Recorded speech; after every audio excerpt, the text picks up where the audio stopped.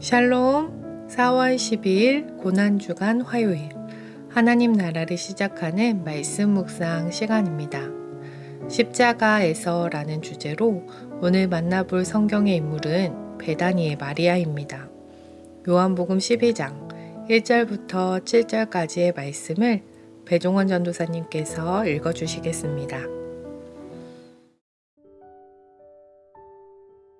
6월절 엿새 전에 예수께서 베다니에 이르시니 이곳은 예수께서 죽은 자 가운데서 살리신 나사로가 있는 곳이라.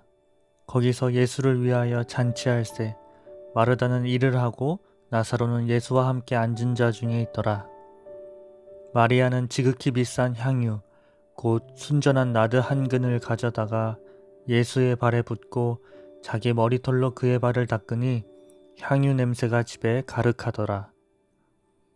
제자 중 하나로서 예수를 잡아줄 가룟 유다가 말하되 이 향유를 어찌하여 300데나리온에 팔아 가난한 자들에게 주지 아니하였느냐 하니 이렇게 말함은 가난한 자들을 생각함이 아니요 그는 도둑이라 돈계를 맞고 거기 넣는 것을 훔쳐가미러라. 예수께서 이르시되 그를 가만두어 나의 장례할 날을 위하여 그것을 간직하게 하라. 마르다는 예수님께 감사의 마음을 담아 부지런히 음식을 마련하였고 나사로는 예수님과의 식탁에 함께 앉아 있었습니다. 나사로의 여동생이요 마르다의 자매인 마리아가 예수님께로 가까이 다가왔습니다. 그녀의 손에는 순전한 나드 한 근의 향유가 쥐어져 있었습니다. 나드는 히말라야산 다년생 초본의 감송향 뿌리에서 채취한 향료로 마리아가 가진 나드 한 근은 노동자 1년치의 품삯에 해당하는 귀하고 비싼 향유였습니다. 마리아는 그 귀한 향유를 예수님의 발에 쏟았습니다. 그리고 자신의 머리털로 예수님의 발을 정성껏 닦아드렸습니다. 무더운 팔레스타인 지방에서 샌들을 신은 발은 길의 먼지와 냄새 때문에 반드시 씻어야만 했습니다. 손님의 발을 씻는 일은 하인들이 하는 일 중에서도 가장 천하고 불쾌한 일이었습니다. 그렇기 때문에 예수님의 발에 향유를 붓고 자기 머리털로 그 발을 닦은 마리아의 행동은 그야말로 예수님에 대한 최고의 존경과 경배의 태도를 보여주는 것이었습니다. 마리아가 예수님께 표현한 것은 예수님을 향한 사랑과 감사의 마음, 그 이상이었습니다. 마리아는 예수님을 향한 자신의 헌신된 마음을 자신이 가지고 있는 가장 소중한 것을 드림으로 표현했던 것이었습니다. 왜냐하면 그날이 마지막이 될지도 모른다고 생각했기 때문이었습니다.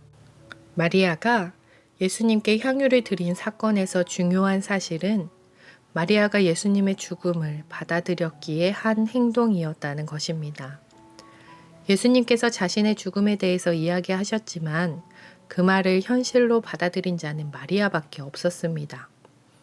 마리아는 사랑으로 예수님께서 하신 말씀, 곧 자신이 죽으리라 하신 말씀을 믿었습니다.